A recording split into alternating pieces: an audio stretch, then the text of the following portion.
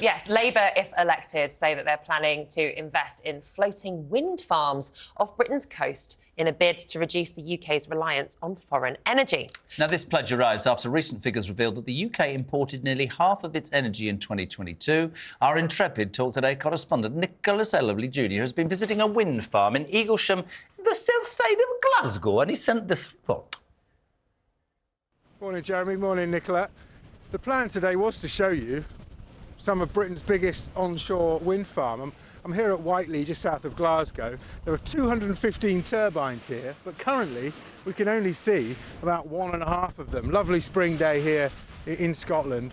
But we're here talking about wind farms because Keir Starmer is promising to pump more money into decarbonising Britain's energy system. Here there are 215 turbines, each producing enough electricity to power about 1,600 homes. What Keir Starmer's planning to do, if he gets into government, which is probably a given at this stage, is to put more money into investment into offshore and floating wind farms to try and take carbon production out of our energy production system by 2030. Now, he's going to come up against a couple of problems with this plan. One is the money. It's a lot of money cost to build each turbine. I mean, they're about 150 metres high, and Britain's finances are in absolute dire straits, as we all know. The other thing is the steel. Britain's steel industry is already scaling back. We've seen the Tata steel plant at Port Talbot in Wales, and also Scunthorpe closing down furnaces. And that means in future we're going to have to import a lot of steel. Each of these things weighs 200 tonnes. It's the same as a blue whale. It's a very, very steel-hungry industry. And to do this, we're going to have to end up importing lots of steel, and we'll be beholden to price rises. So that could scupper those plans. And then in terms of where he's going to find to build them, you know, Britain already has about 15 offshore wind farms. There are only 2 floating ones. He's going to have to find the right places to do that, and also to go through the right ecological checks as well. In terms of building near people, I mean, a very small sample size. I've spoken to a couple of dog walkers this morning and people in Eaglesham, the nearby town, and they tell me actually there's no problem living next to these onshore wind farms. You can only really hear them when you get close, and you can't really see them as well once you get away towards the built-up areas. So, you know, I think people are happy to live near them if it means cheaper electricity, but certainly potential problems in the works if Keir Starmer wants to decarbonise our power production by 2030, as Labour are promising, guys.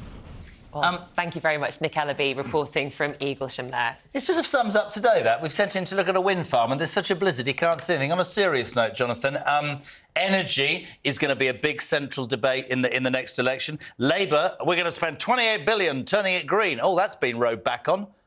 Where do you stand on this? Does anybody have a plan that's workable? No, governments have been hopelessly slow on it. And Starmer's idea that you'll get carbon-free by 2030 is for the birds.